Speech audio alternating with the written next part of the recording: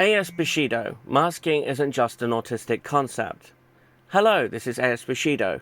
This time I thought I'd talk about the concept of masking, a subject which has always seemed alien to me, despite having Asperger syndrome or autism.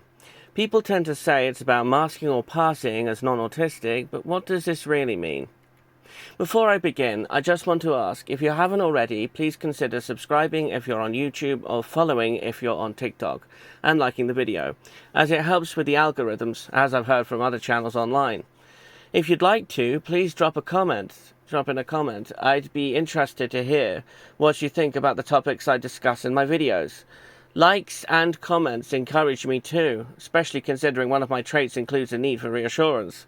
It actually helps me feel I'm actually reaching out to people. In fact, if you know of anyone who can relate to my videos or you think might be interested in them, please share my channel because I'd love to be able to connect to like-minded people. Now, onto the subject of the video. Personally, when it comes to masking or passing, I've always had my doubts and suspicions. Then I think of the world in general, the whole concept, the whole idea of conformity, and I realize what we're really talking about here is pressure. Pressure to be someone you're not, because you feel that's the only way you can fit in.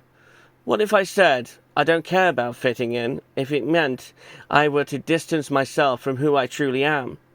Of course, there's the concept of preventing a meltdown from becoming all-consuming, that you let out your frustration in public. If that were the concept of masking, then from that point of view, I can understand. But beyond that, it's just bewildering to me. Honestly, from my point of view, I don't even understand how masking is even possible. I am who I am. Maybe that's why I have such difficulty even contemplating the idea of initiating conversations. Perhaps I just haven't got the ability.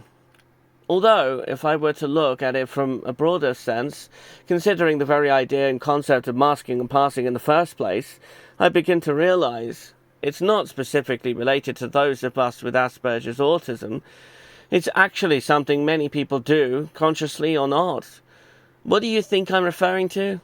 Think about the very principle of masking or passing. What does it essentially mean? Covering yourself? Hiding behind a facade? A metaphorical mask? Lying to yourself? A false pretense? A lie.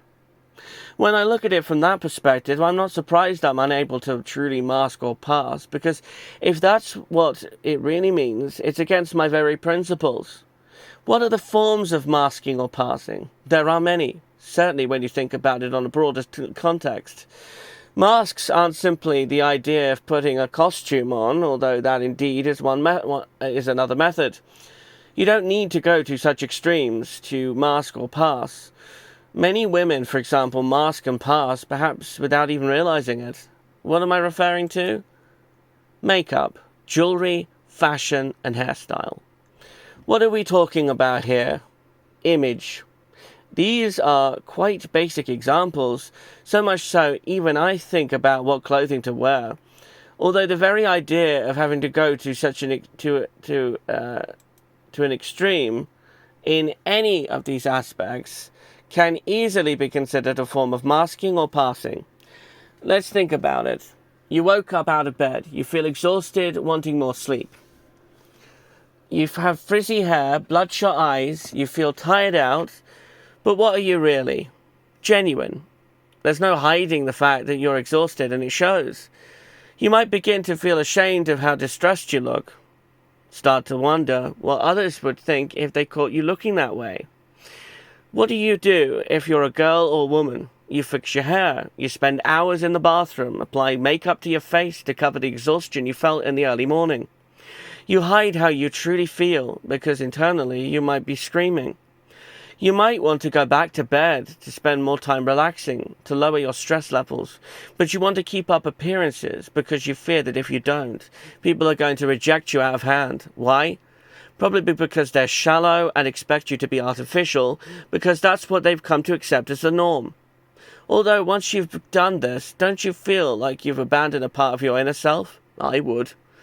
This is where I suspect stress is manifest, because you're preventing your inner self from opening up, because we've been subconsciously taught that society looks down upon being open about how we truly feel.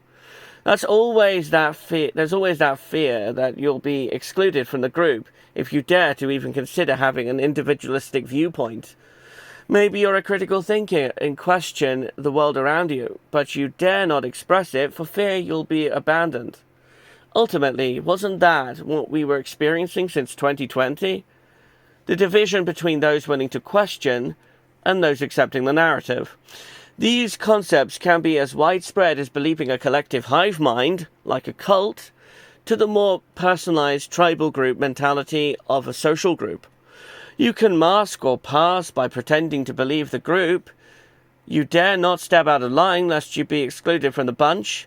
For example, if you're on a sports team, you're the last person to be picked because they don't like the fact that you don't think like the rest of the team.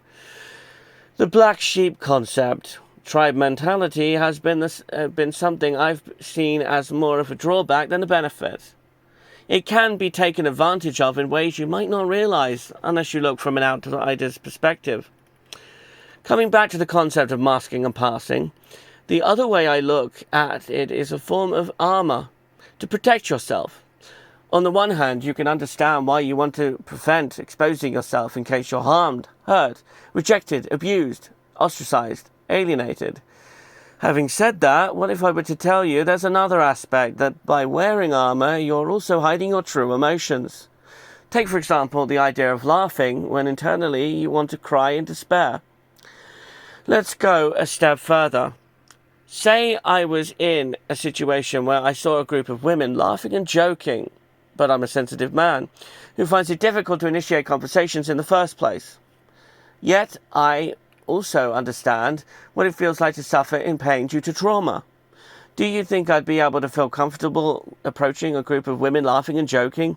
No, I wouldn't.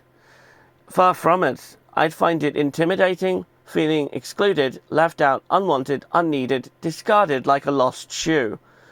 Let's go even deeper. What if one of these women laughing and joking with her friends was internally crying, suffering terribly, wanting genuine social connection, but finding her friends to be just a means to an end, a method to try to achieve a social threshold they feel they have to rise to in order to socialize?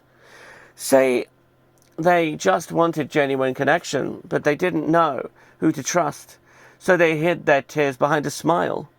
I couldn't reach her because I felt unable to see an opening for me to approach her. This is due to the fact that she's laughing and joking with her friends, causing me to feel she doesn't want to get to know me, when in reality, she might. On the other hand, if I saw a woman crying in solitude, feeling insecure and lonely, I would see her as a reflection of myself. It would stir a hidden power within me to push all my fears and worries to one side because I want to help, comfort, and ease her suffering somehow. Therefore, I do something I'd be unable to do under normal circumstances.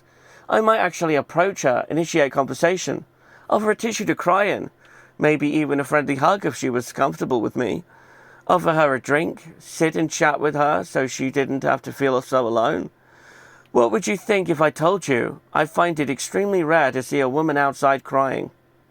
Don't you think that should tell you something about the concept of masking and passing, and the damage it can cause without even realizing it?